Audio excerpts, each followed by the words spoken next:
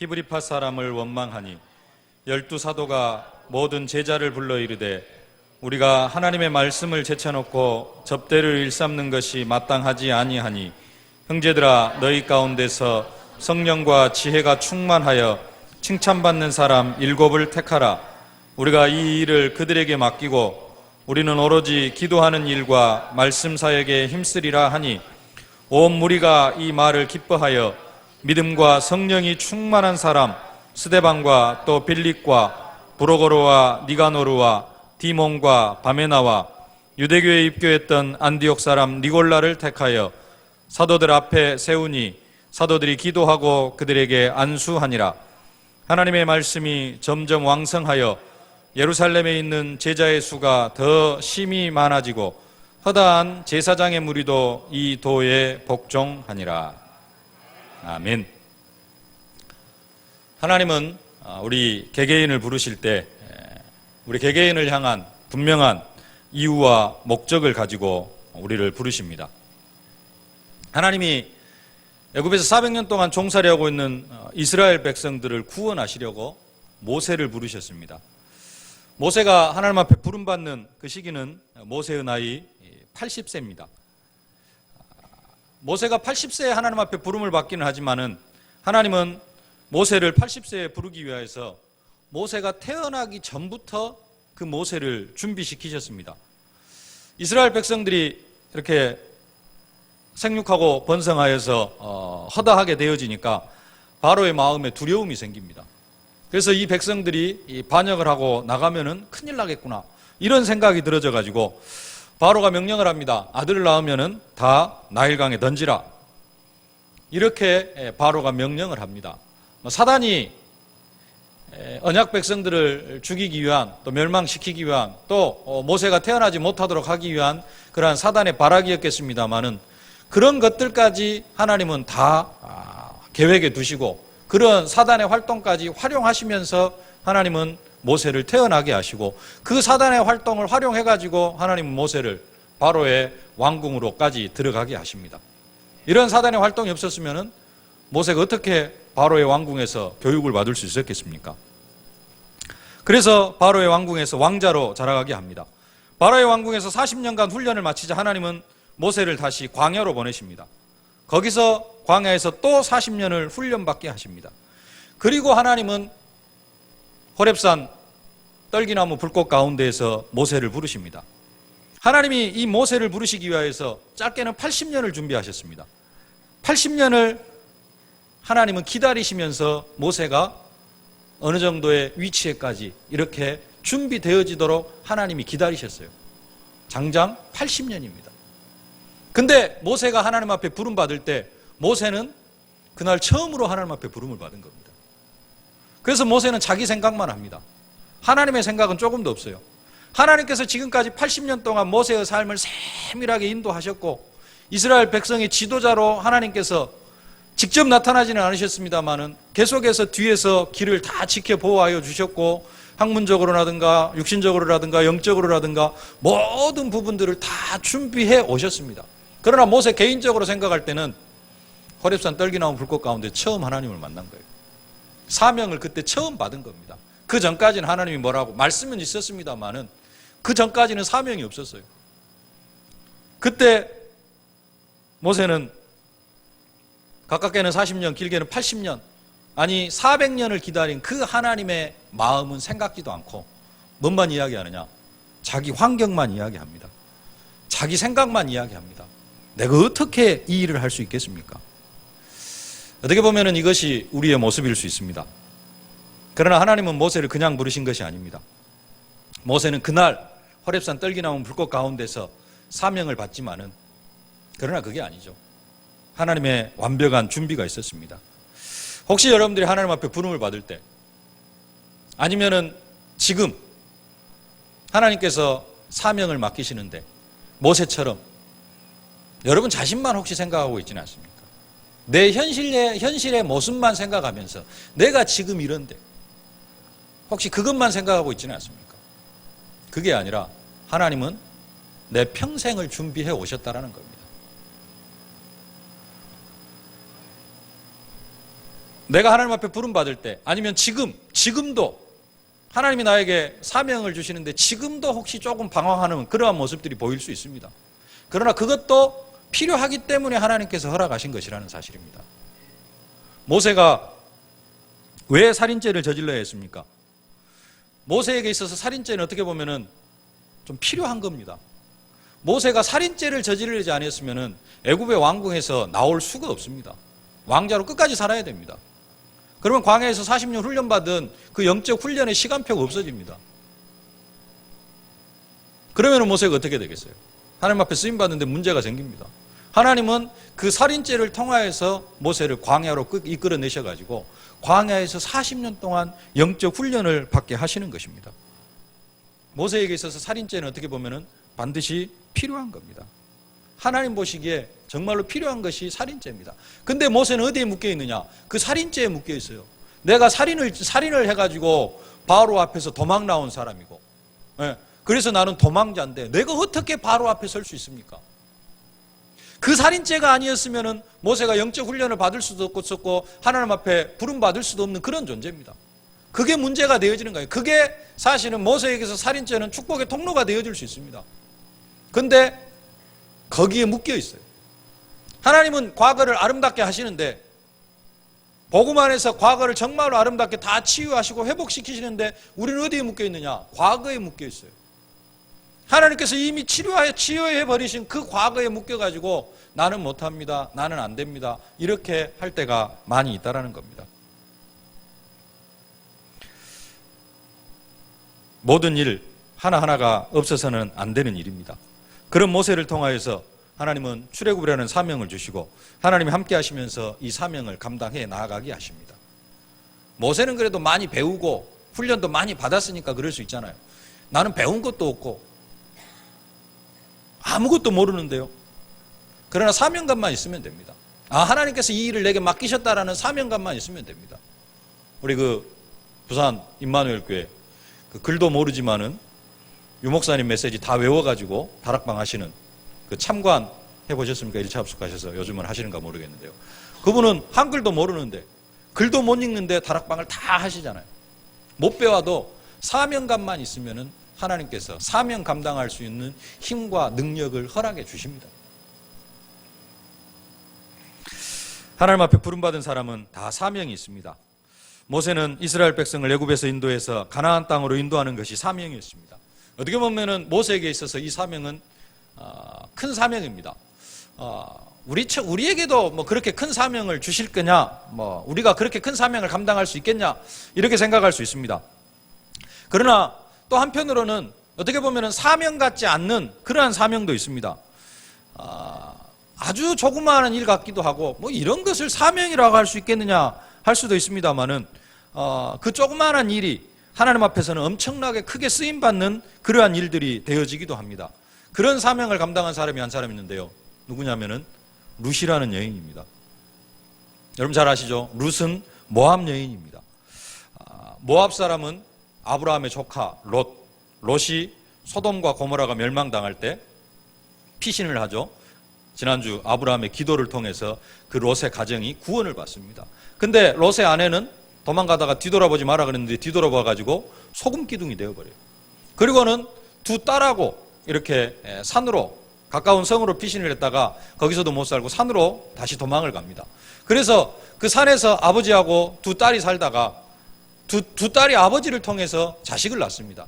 그 중에 큰 딸이 낳은 아들이 모압이고요. 그 후손이 이루어진 족속이 모압 족속입니다. 그래서 어떻게 보면은 이스라엘 백성들하고는 조금 가까운 이방 민족은 아니고 가까운 민족인데 나중에는 이제 조금 대립 관계도 있고 이렇게 되어집니다. 근데 이 룻이 모압 여인입니다. 모압 여인인데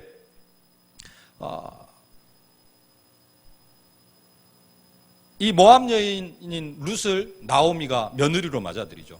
룻이 시집갈 때 시아버지는 이미 죽고 없고 엘리멜렉은 죽고 없고 자기 남편 이제 결혼을 했는데 그리고 또 시동생도 결혼을 했는데 얼마 있다가 남편도 죽고 시동생도 죽고 이제 과부 셋만 남게 되어졌어요. 그래서 고향으로, 나오미가 고향으로 돌아가려고 하면서 두 며느리를 고향은 자기 집으로 돌아가라 그럽니다. 근데 룻은 돌아가지를 않아요. 누구만 따라갑니까? 어머니 하나님이 나의 하나님이고 나의 하나님이 될 것이고 어머니 고향이 나의 고향이 되고 내가 어머니 죽는 곳에서 나도 죽겠습니다 하면서 어머니를 따라갑니다. 그래가지고 어머니 고향집 베들레헴으로 와가지고 하는 일이 뭐냐? 이삭 줍는 겁니다. 과부가 할 수 있는 게 뭐밖에 없어요? 다른 일을 할 수가 없습니다. 그래서 이삭을 줍습니다. 보리 이삭을 주어요. 보리 추수철에. 룻의 사명은 뭐였냐면은 딱 한 가지, 보리 이삭 잘 줍는 거였습니다. 또 한 가지 사명은 있는데 이제 보리 이삭을 잘 주우니까 자기 시어머니 나오미가 룻에게 또 한 가지 사명을 줍니다. 그건 뭐냐? 보아스의 기업 물을 자가 되라. 그래서 보아스 이부자를 들고 들어갑니다. 그래서 보아스하고 결혼을 해요. 룻이라는 여자, 모압 여자가 시집 와가지고 뭐 딱 한 것은 시어머니 따라서 온 것, 시어머니 고향으로 온 것. 또 한 가지는 보리 이삭 잘 주운 것. 그 다음에 시어머니 말대로 보아스의 기업 물을 자가 된 것. 이거 세 가지입니다. 어떻게 보면은 뭐 사명이라고 할 수도 없습니다. 난중에 그 증손자를 통해서 증손자가 다윗 왕으로 태어납니다. 근데 증손자예요. 증손자, 지금 증손자를 보고 살아가는 사람도 있습니다만은 그 증손자가 몇 번째냐면 8번째예요, 다윗은. 그러면은 룻은 증손자 다윗을 못 보고 죽을 수도 있습니다. 증손자 다윗을 봤다 할지라도 그가 17살이 돼가지고 다윗이 17살이 돼가지고 사무엘에게 왕으로 기름 부음 받는 것을 못 보고 죽을 가능성이 더 많아요. 제가 연도 계산이 안 되어져서 못 했는데 거의 그렇게 되어질 가능성이 많습니다. 왜냐? 이미 결혼해가지고 살다가 다시 또 고향으로 돌아와가지고 또 재혼해가지고 살기 때문에 이게 세월이 많이 흘러갑니다. 룻이라는 여인은 하나님은 그 룻을 통하여서 다윗 왕을 보냈지만은 룻의 삶을 보면은 그냥 평범한 삶이에요. 결혼해가지고 남편 죽으니까 시어머니 따라서 보리 이삭 줬다가 다시 재혼해가지고 자식 낳은 거 그거밖에 없습니다. 근데 하나님은 그 룻의 사명을 엄청나게 크게 기록하고 성경에까지 기록해 놓습니다. 아무것도 아닌 것처럼 보이는데 또 룻 자기 대해서는 별로 응답받지 못한 사람일 수도 있습니다. 뭐 특별하게 응답받은 거 있습니까? 그냥 결혼해서 자식 낳은 것밖에 없습니다. 보아스는 오벳을 낳고 오벳은 이새를 낳고 이새는 다윗을 낳고 그냥 자식 낳은 거예요. 그냥 일상적인 삶입니다. 그런데 그 후손을 통하여서 누가 태어나요? 다윗 왕이 태어납니다. 사명 같지 않은 사명일 수도 있습니다만은 룻을 통하여서 하나님의 엄청난 계획이 성취되어져 가고 있는 것을 볼 수가 있습니다. 지난주에 목사님 말씀하신 것처럼 사명 생각하면은 거창한 것을 생각할 수도 있지만 우리의 삶 전체가 사명이라 이렇게 말씀을 하셨습니다. 우리의 삶 전체 하나님의 계획이 있고 그 하나님의 계획이고 사명입니다. 그래서 요셉은 종로로 자라는 게 사명이고 다윗은 양치기 잘하면서 양 한 마리 잃어버리지 않는 게 다윗의 사명이라 그랬습니다. 여러분 하루하루를 살아가는 것을 사명으로 생각하실 수 있기를 바랍니다. 그래서 오늘 하루를 살아가는 사람은 다 사명자입니다. 오늘 하루의 삶 속에 하나님의 크고 놀라운 계획, 인생의 이유가 있습니다. 이런 하루의 사명을 감당해 나아갈 때 인생 전체를 통하여서도 더 큰 하나님의 계획이 발견되어질 수 있는 것입니다. 오늘 본문은 초대교회에 중요한 사명자들이 세워지는 그러한 순간입니다. 초대교회 파당 문제가 생겨나고 그 결과로 헬라파 과부들이 구제에서 빠지는 그러한 문제가 발생하기를 시작을 합니다. 그래서 사도들은 이러한 문제를 사도들이 직접 해결하는 것이 아니라 평신도 사명자들에게 맡기려고 7 집사님, 사명자들을 세웁니다. 그래서 믿음 충만, 성령 충만, 지혜 충만, 칭찬받는 사람 7을 세우게 되어집니다. 그 이름을 보면은 스데반과 빌립과 브로고로와 니가노르와 디몬과 바메나와 유대교에 입교했던 사람, 안디옥 사람 니골라 이렇게 말씀을 합니다. 먼저 좀 한 가지 생각할 것은 뭐냐면은 하나님이 우리에게 사명을 주시는데 크게 2가지 방법으로 사명을 주십니다. 조금 눈에 보이게 주시는 사명이 뭐냐면은 직분입니다. 직분을 통하여서 사명을 주십니다. 그래서 직분자들은 다 사명 가진 사람들이고 사명자들입니다. 여러분들이 직분을 통해서 주시는 그 사명을 잘 감당해 나아가실 수 있기를 바랍니다. 또 한 가지 사명을 주시는 방법이 있는데 그게 바로 말씀입니다. 강단을 통해서 선포되어지는 말씀이 우리의 삶 속에 성취되어질 언약이기도 하고요. 또 하나님이 우리에게 주시는 사명이기도 합니다. 그래서 말씀을 듣다가 보면은 우리에게 사명이 생겨나게 되어져 있습니다. 진짜 말씀을 바로 깨닫고 정말로 성령 충만한 상태에서 말씀을 받으면은 그 말씀 속에서 사명을 깨달아요. 그래서 내가 정말로 가정을 살리고 남편을 살리고 자녀를 살려야겠다는 사명이 생겨나고요. 또 그를 살리고 지역을 살리고 세계복음화에 쓰임받는 그러한 사명자가 되어져야 되겠구나. 이런 사명이 생겨나는 것이 정상입니다. 그래서 말씀 받는 사람, 말씀을 받는 모든 사람들은 또 사명자들입니다. 말씀 붙잡고 따라가는 사람들이 사명자고 말씀 성취 응답을 누리는 사람은 사명자의 응답을 받는 그런 사람입니다. 이렇게 해서 오늘 초대교회 7명의 사명자들이 세워지는 모습을 볼 수가 있습니다. 근데 여기에 7명의 사명자들을 크게 좀 세 종류로 나눌 수가 있어요. 세 종류의 사명자가 나옵니다. 세 번째 붙어 있는 브로고르와 니가로, 디몬, 바메나. 이런 첫 번째 부류의 사람인데요. 초대교회 7 집사님으로 뽑혔는데 중요한 자리에 뽑혔습니다만은 그냥 유광수 목사님 표현에 빌리자면은 그냥 너무나 중요한 자리에 뽑혔는데 이름도 없이 그냥 사라져버린 그런 사람들이다 이렇게 표현을 합니다. 이 4명의 이름이 이곳 외에는 기록되어지지가 않습니다. 이 오늘 본문 5절 외에는 그들의 기록이 나오지를 않아요.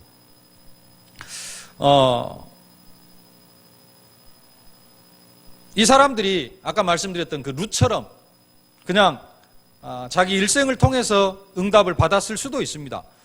또 이 사람들 때문에 헬라파 그 과부들이 구제에 빠졌었는데 그런 문제들이 해결이 그냥 자연스럽게 되어졌을 수도 있습니다.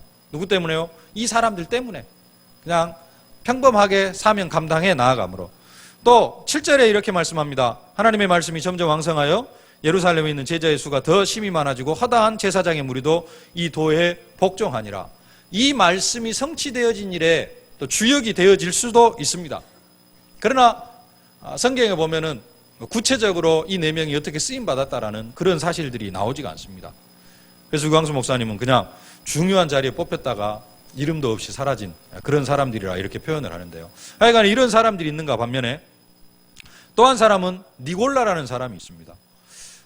이 니골라는 조금 문제를 일으킨 사람으로 우리가 그렇게 이야기를 하는데요. 사도 요한이 에베소 교회에 편지할 때 이렇게 말합니다. 오직 내게 이것이 있으니 내가 니골라 당의 행위를 미워하는도다. 나도 이것을 미워하노라 하고 이렇게 말하는데 그 니골라 당, 이 니골라 당이 어떻게 생겨나느냐? 이 니골라 집사의 제자들이 이렇게 잘못해가지고 니골라가 잘못했다 뭐 그런 표현보다는 니골라를 따르는 제자들이 뭐 잘못해가지고 그 파당이 생겨나고 뭐 그노시스 영지주의 뭐 이런 쪽으로 빠져들어가게 되어졌다. 뭐 이런 이야기를 합니다. 하여간에 중요한 자리에 뽑혔다가 좀 안 좋게 쓰임받는, 그래서 초대교회 대표적인 이단 중에 하나가 니골라당이 되어집니다. 자, 이렇게 중요한 자리에서 쓰임받지를 못하고 좀 따르게 쓰임받는 그런 사람도 있습니다. 그러나 이런 사람들과는 다르게 우리가 잘 알고 있는 첫 번째, 두 번째 나오는 스데반 집사님이나 빌립 집사님, 사명 감당하면서 지금까지 어떤 그 사명자로서의 영향력을 미치고 있는 그렇게 쓰임받는 사람도 있습니다. 스데반 집사님 첫 순교자로 쓰임받게 되어지고요. 빌립 집사님 사도행전의 역사에 어떤 그 사도행전 13장의 터닝 포인트는 아닙니다만은 사도행전 8장에서 사마리아에까지 복음이 들어가는 그런 중요한 역할을 감당해 나아가는, 그래서 사도행전의 어떤 중요한 획을 긋는 그런 분으로 쓰임받는 그런 두 분의 집사님입니다. 우리는 다 이렇게 스데반 집사님이나 빌립 집사님처럼 하나님 앞에서 응답받는 사명자의 축복을 누려야 될 줄로 믿습니다. 우리가 이렇게 응답받는 사명자의 축복을 누리려고 하면은 우리에게 좀 몇 가지 체험이 있어야 됩니다. 3가지 체험을 여러분들이 하실 수 있기를 주의 이름으로 축원합니다. 첫 번째 체험해야 될 게 뭐냐? 복음에 대한 체험입니다. 복음에 대한 체험. 복음에 대한 체험이 뭐냐? 우리는 계속해서 복음을 듣습니다. 그러죠? 근데 그 복음을 듣는 것으로 끝나는 것이 아니라 이것이 확실하게 내 것으로 붙잡아져야 됩니다. 내 것. 아브라함이 그랬다. 모세가 그렇게 해서 그렇게 응답받았구나. 그게 아니라 이것이 내 것으로 붙잡아져야 된다는 겁니다. 복음을 들으면서 복음이 정말로 이런 것이구나. 이런 것이 사실적으로 깨달아져야 되고요. 이 복음이 정말로 어마어마한 것이구나 하는 것이 진짜로 깨달아져야 됩니다. 단순하게 머리로 아는 것으로 끝나는 것이 아니라 이것이 느껴져야 됩니다. 이것이 체험되어지지 않으면 절대로 하나님 앞에 크게 쓰임받을 수가 없습니다. 여기에 대한 체험이 없으면은 그래가지고 머리로만 알게 되어지면은 복음을 머리로만 알게 되어지면은 그 유대의 한 제사장 스게와의 7 아들처럼 되어집니다. 사도 바울이 예수 이름으로 귀신도 쫓아내고 병든 사람도 고쳐주고 하는 것을 옆에서 지켜보고 있습니다. 근데 그 사도 바울이 가진 능력이 스게와의 7 아들, 그 아들에게는 자기 것이 안 되어졌어요. 그냥 보고 안 겁니다. 예수 이름으로 저렇게 하니까 병이 치유되어지고 귀신도 떠나가는구나. 보고 알았어요. 예수 이름 뭔가가 있다. 여기까지만 안 겁니다. 자기 것이 되어졌어요? 안 되어졌어요? 예수 능력이 스게와 7 아들은 자기 것이 안 되어진 겁니다. 그래가지고 뭔가를 해보려고 하니까 어째요? 귀신이 내가 예수도 알고 바울도 알고 너는 누구냐 하면서 올라타버립니다. 그러니까 옷 다 벗고 도망가는 그런 일이 일어나게 되죠. 왜 이런 일이 일어나냐? 복음에 대한 체험이 없어요. 복음이 사실적으로 내 것이 안 되어진 겁니다. 예수 능력, 예수 권세가 사실적으로 내 것이 안 되어졌어요. 그러면은 복음을 내가 어떻게 체험하느냐? 방법입니다. 복음은 하나님이 찾아오신 것이 복음이라 그랬어요. 지난주에 말씀하신 것처럼 하나님께서 아브라함에게 찾아오셨습니다. 하나님이 아브라함에게 찾아오셔서 무엇을 하시느냐? 말씀을 주셨습니다. 너를 통하여 천하 만민이 복을 받아 누리게 될 것이고 또 한 가지는 내가 지금 소돔과 고모라를 멸망시키러 간다.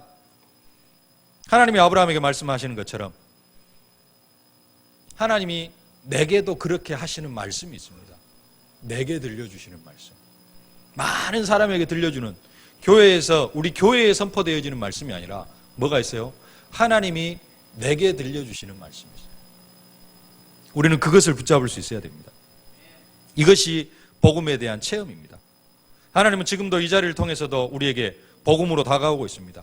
근데 그 복음을 내 것으로 받아들이는 것이 아니라 그냥 옛날 사람들의 이야기로만 듣고 끝내버리면은 그게 내 것이 안 되어져요. 그런 사람은 절대 사명자가 되어질 수가 없습니다. 그것을 뭘로요? 내 것으로. 내게 주시는 말씀으로. 내게 주시는 언약으로 붙잡아야 됩니다. 그게 복음에 대한 체험입니다. 이것이 안 되어지면 사명도 안 생깁니다. 그러나 이 복음이 체험이 되어지면은 모세가 살인을 하고 광야로 갈 수밖에 없었던 그것이 복음 안에서 다 해석이 되어집니다.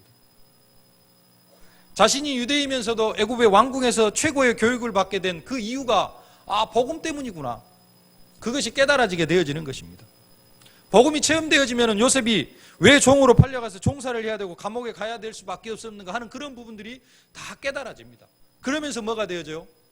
사명이 회복되어지고 사명이 생겨나고 사명감이 생겨나고 사명을 감당하게 되어집니다. 근데 이게 체험이 안 되어지면은 왜 나를 종으로 보내고 왜 내가 광야에서 40년 동안 이렇게 방황해야 되고 내가 살인자고 여기에 빠져가지고 절대 사명을 감당해 나가지 못하는 거예요. 무슨 체험? 복음에 대한 체험. 정말로 그리스도가 모든 문제 해결자구나. 그리스도가 내 과거의 모든 문제를 다 해결하셨구나. 내 상처까지도 이미 다 끝내셨구나. 여기에 대한 사실적인 체험이 있어야 됩니다. 그러나 이 체험이 없으면은 사명을 감당할 수도 없고 항상 불평이나 하는 그러한 요나 같은 사명자가 되어질 수밖에 없습니다. 요나처럼 많은 사람들이 하나님 주신 사명 앞에서 뭐 하려고 하느냐? 도망을 치려고 합니다. 있을 수도 없는 일이고 있어서도 안 되는 일인데 많은 사람들이 어떻게 하냐면 사명 앞에서 도망을 치고요. 사명을 팽개쳐 버립니다. 그래가지고 사명을 감당하지 않으려고 합니다. 하나님이 요나에게 커다란 사명을 주셨습니다. 니느웨에 가서 니느웨가 멸망할 것을 선포하라는 것이었습니다. 그런데 요나는 이 사명 앞에서 도망을 갑니다. 왜 도망을 가느냐?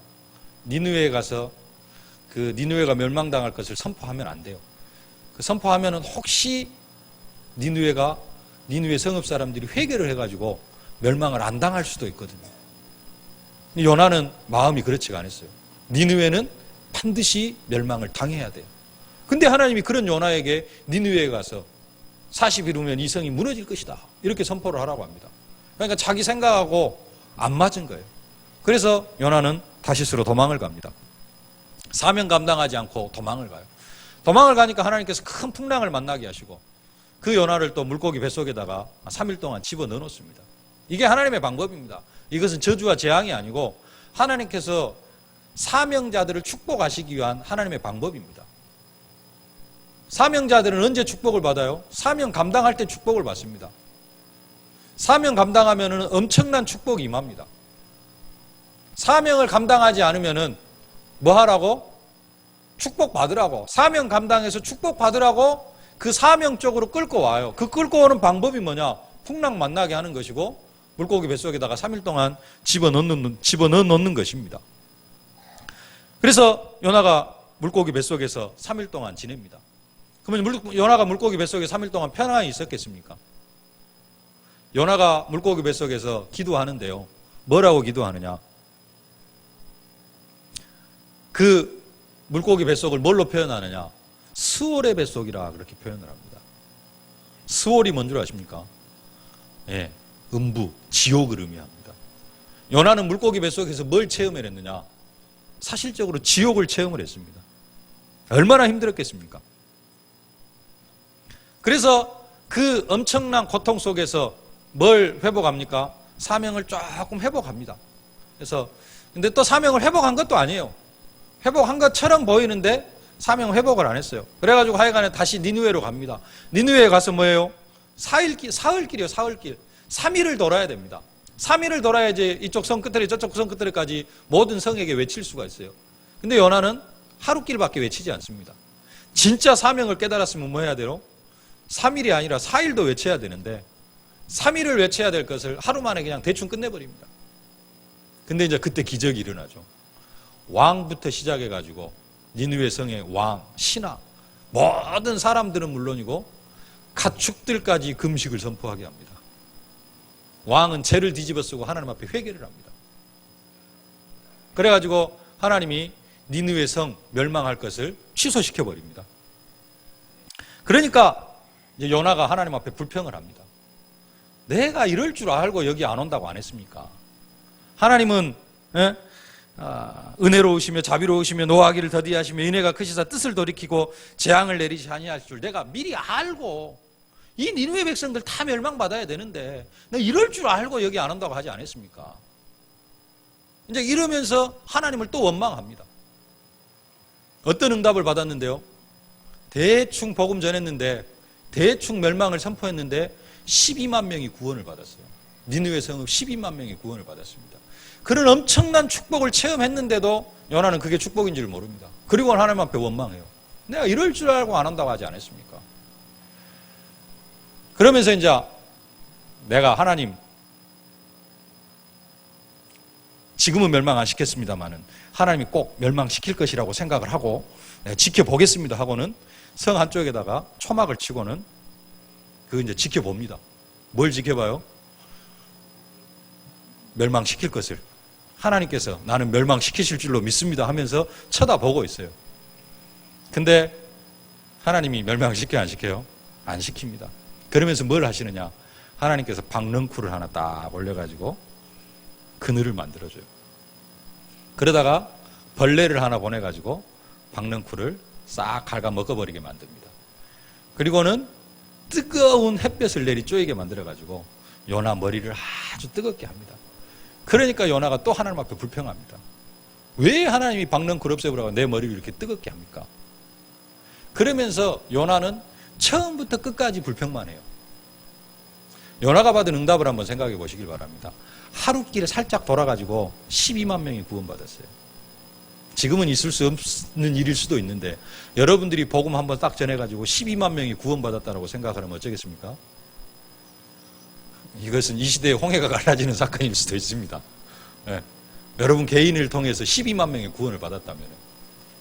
근데 요나는 그게 기적도 아니고 축복도 아니에요. 이건 계속해서 불평거리밖에 안 되어집니다. 왜 그러느냐? 사명감이 없으니까. 사명 앞에서 도망친 사람이다 보니까. 그리고 사명감도 없어요. 응답을 받고 축복을 받아도 그게 끝까지 뭘로만 남느냐? 불평거리로만 남아요. 요나는 끝까지 하나님 앞에 감사했다거나 그런 모습이 없습니다. 그냥 끝까지 불평하는 것으로 끝납니다. 응답받은 사명자인데도 그래요. 자기가 봐도 축복이 뭔지를 모릅니다. 복음에 대한 체험이 없으면 그렇습니다. 정말로 여러분 복음에 대한 체험이 있어질 수 있기를 주의 이름으로 축원합니다. 요나는 말씀을 받아도 자신의 생각으로 말씀을 받았기 때문에 이런 일들이 일어나는 겁니다.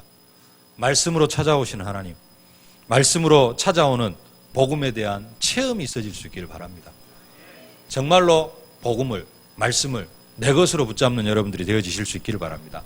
그래서 스데반 집사님처럼, 빌립 집사님처럼 쓰임받는 여러분들이 되어지실 수 있기를 주의 이름으로 축원합니다. 두 번째로 무슨 체험이 있어야 되느냐? 기도에 대한 체험이 있어야 됩니다. 복음을 최고로 체험한 사람의 결과는 뭐냐? 모든 것을 배설물로 여기는 것이었습니다. 사도 바울이죠. 사도 바울은 자기가 붙잡고 있었던 그 모든 것, 복음을 체험하고 난 다음에는 배설물로 여겼습니다. 그 사람이 할 수 있는 거 뭐밖에 없느냐? 이제는 할 수 있는 것이 기도밖에 없습니다. 기도가 안 되는 이유, 왜 기도가 안 되느냐? 다른 것들을 너무나 많이 붙잡고 있기 때문에 그렇습니다. 세상 것들을 너무 많이 붙잡고 있기 때문에 기도가 안 되는 것입니다. 그런 것들을 하나씩 내려놓으시길 바랍니다. 그럴 때 기도가 되어집니다. 세상 것들 붙잡고 돈을 붙잡고 명예 붙잡고 욕심 붙잡고 있으면은 기도가 되어질 수가 없어요. 왜? 그게 중심이 되어지는, 그게 하나님의 방향과 안 맞는 것이기 때문에요. 아브라함이 복음을 체험을 했습니다. 다른 것을 체험한 것이 아니라 하나님이 찾아오시는 그것을 체험했어요. 그때 아브라함의 기도가 시작되어진 것입니다. 응답 중에 응답은 실제로 기도하는 것이 응답이라 그랬는데요. 정말로 여러분 기도하실 수 있기를 바랍니다. 혹시 요나 같은 상황에 있을 수 있습니까? 나는 사명 이거 잘 모르겠는데요. 기도해서 생각이 바뀌어야 됩니다.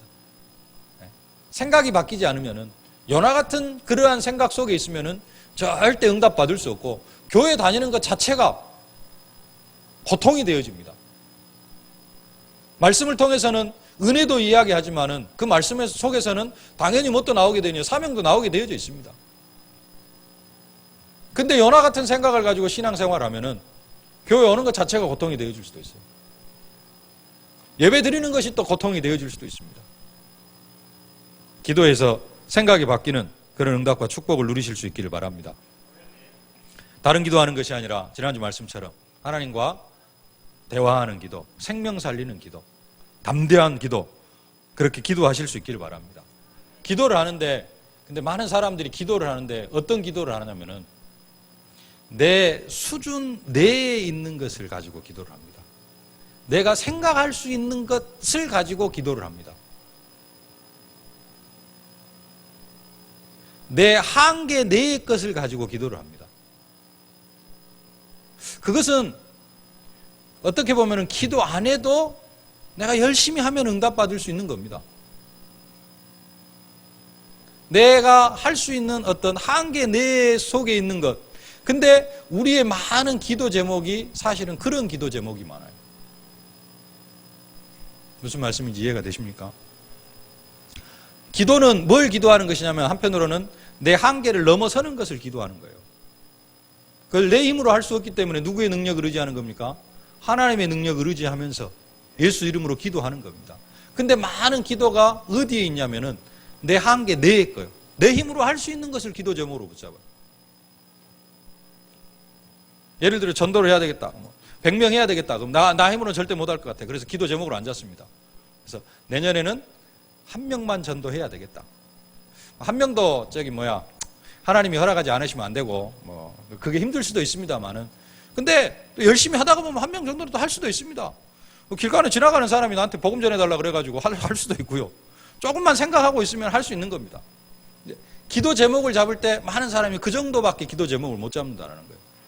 내가 불가능한 것, 내 한계를 약간 초월하는 정도의 어떤 기도 제목을 붙잡는 게 아니라, 경제 축복도 쭉 생각해 봐가지고 어떤 한계를 초월하는 그런 기도 제목을 붙잡는 게 아니라 한계 속에 있는 것을 붙잡아요.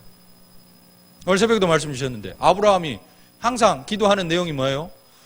내 조카 롯이 내 상속자고 내 종 담메색 엘리에셀이나 하나님 앞에 살기를 원합니다. 이게 아브라함의 기도 제목이에요. 그것은 그냥 자기가 할 수 있는 내용입니다. 하나님의 계획은 뭔데요? 불가능한 것. 아브라함이 생각하는 것처럼 99세가 되어지고 사라는 경수가 끊겼고 그렇다 할 그런 불가능한 상황 속에서 하나님이 하시려고 하는 것. 그게 기도 제목이 되어져야 되는데 우리는 늘 기도 제목이 내 수준, 여기에 그쳐버립니다. 내 한계에 그쳐버려요. 여러분의 기도가 그 한계를 뛰어넘으실 수 있기를 주의 이름으로 축원합니다. 너는 내게 부르지라 내가 내게 응답하겠고 네가 알지 못하는 크고 비밀한 일을 내게 보이리라. 알지 못하는 것이 우리 기도 제목이 되어져야 돼요. 네. 하나님이 자기를 사랑하는 자 곧 자기를 위하여 예비하신 모든 것은, 사랑하는 자들을 위하여 예비하신 모든 것은 눈으로 보지도 못하고 귀로도 듣지 못하고 사람의 마음으로도 생각지 못하였다 함과 같으니라. 사실은 그게 기도 제목이 되어져야 됩니다. 그렇다고 해서 너무 뜬구름 잡는 식의 그런 것은 아니지만은, 그러나 우리의 많은 기도 제목들이 우리의 한계 내에 있는 것, 내 능력 안에 있는 것, 내가 계산해가지고 되어질 수 있는 것만 기도 제목으로 붙잡는 경우가 많이 있다는 겁니다. 여러분들이 정말로 기도에 대한 체험을 통해서 여러분의 한계도 극복해 나가시고 하나님의 기적도 체험하실 수 있기를 바랍니다.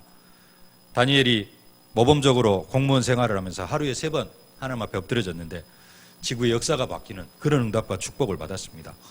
기도에 대한 체험을 통하여서 빌립 집사님, 스데반 집사님처럼 응답받는 사명자들이 되어질 수 있기를 주의 이름으로 축원합니다. 3번째로 체험할 것이 있는데요. 무슨 체험이 있어야 되느냐? 전도에 대한 체험이 있어야 됩니다. 정말로 복음에 대한 체험이 있고 그 복음에 대한 체험 속에서 기도에 대한 체험이 있으면은 전도에 대한 체험은 내가 해야 되겠다 뭐 그렇게 생각하지 않아도 자연스럽게 되어지는 것이 전도에 대한 체험입니다. 고넬료가 기도하고 있으니까 베드로가 기도하고 있으니까 하나님은 고넬료의 어떤 사자들을 보내가지고 전도의 문을 열어주십니다. 하나님께서 직접적으로 하나님께서 역사하십니다. 그냥 베드로는 뭐만 하고 있었는데요? 기도만 하고 있었는데 전도의 문을 하나님께서 열어주십니다. 진짜로 기도만 하고 있으면 전도에 대한 체험은 자연스럽게 올 수밖에 없고 되어질 수밖에 없습니다. 빌립 집사님 기도하고 있으니까 뭐예요? 광야로 가라. 하나님께서 음성을 들려주십니다. 그래가지고 내시를 만나게 하십니다. 아나니아가 기도하고 있으니까 하나님께서는 시대 살릴 사울이라는 전도자 사도 바울을 붙여주십니다. 바울이 기도처가 있는가에 문밖 한가에 나갔다가 하나님께서 루디아를 붙여주시죠. 그래서 필리포 지교회를 세우게 만듭니다. 바울이 감옥에서 기도하고 있는데 하나님은 간수의 가정을 붙여주십니다. 복음에 대한 체험이 있고 진짜로 기도에 대한 체험이 있으면 전도에 대한 체험은 내가 해야 되겠다가 아니라 자연스럽게 하나님께서 응답으로 허락해 주십니다. 말씀을 맺겠습니다. 요나처럼 일을 하고 축복을 받아도 그것이 축복인지도 모르고 그 엄청난 축복 속에서 원망이나 하고 불평이나 하는 그런 사람도 있습니다. 왜 그러느냐? 사명감이 없기 때문에 그렇습니다. 요나는 최고의 축복 앞에서 하나님 앞에 원망하고 불평하다가 그의 인생을 마쳐버립니다. 여러분들은 복음에 대한 체험, 기도에 대한 체험, 전도에 대한 체험을 통하여서 정말로 스데반 집사님처럼 빌립 집사님처럼 최고로 응답받는 그런 사명자들이 되어지실 수 있기를 주의 이름으로 축원합니다. 살아계신 아버지 하나님, 우리를 사명자로 불러주심을 진심으로 감사를 드립니다. 우리에게 사명 주심을 진심으로 감사를 드립니다. 아버지 하나님, 정말 우리가 최고의 사명자로 부름을 받았사온데 하나님, 브로거르와 니가노르와 디몬과 바베나처럼 그냥 중요한 자리에 뽑혔다가 이름도 없이 가는 그런 사람이 아니라 스데반 집사님처럼 빌립 집사님처럼 최고로 응답받는, 그래서 가정과 가문을 살리고 교회 살리고 지역과 민족과 세계복음화에 쓰임받는 그러한 사명자들이 되어줄 수 있도록 하나님 성령으로 충만하게 하여 주옵소서. 복음에 대한 체험, 기도에 대한 체험, 전도에 대한 체험을 통하여서 사실적으로 쓰임받고 응답받는 증인들이 되게 하여 주옵소서. 예수님의 이름으로 기도하옵나이다. 아멘.